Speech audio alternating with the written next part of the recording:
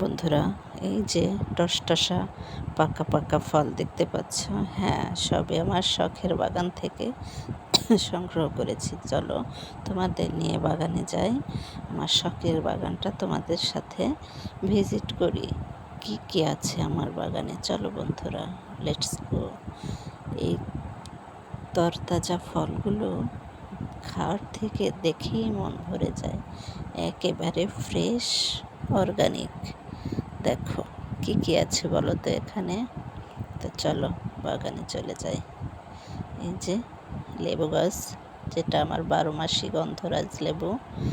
তো 12 মাস আমার এই গাছটায় ভরপুর লেবু থাকে, ভরপুর। বন্ধুরা, এই দেখো 12 মাস কালই এভাবেই ফুল হয়, ছোট বড়, আমি খেতেই থাকি। দেখো পেকে পেকে একেবারে টসটসা কমলা লেবুর মতো হয়ে গিয়েছে।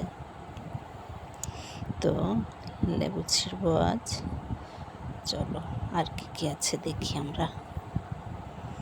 বন্ধুরা, এমন একটি বাগান থাকলে মনটাই ভালো হয়ে যায়, তাই না?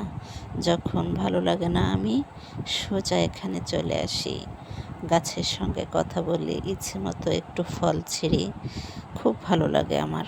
তোমরা চাইলে ছোট পরিসরেও এমন একটি বাগান করতেই পারো, বাসার সামনে বা ছাদে, যেখানেই হোক। নিজের প্রয়োজনের চাহিদা মিটবে, টুকটাক একটু গাছ লাগালে মনটাও ভালো থাকে। তো চলো আর কি কি আছে। এটা টক শাক, তো তোমাদের আগেও দেখিয়েছি, প্রচুর টক শাক হয় আমার এই বাগানটায়।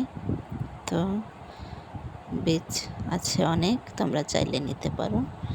আর দেখাও, অ্যালোভেরা, প্রচুর অ্যালোভেরা আছে, এগুলো কিন্তু হাইব্রিড অ্যালোভেরা।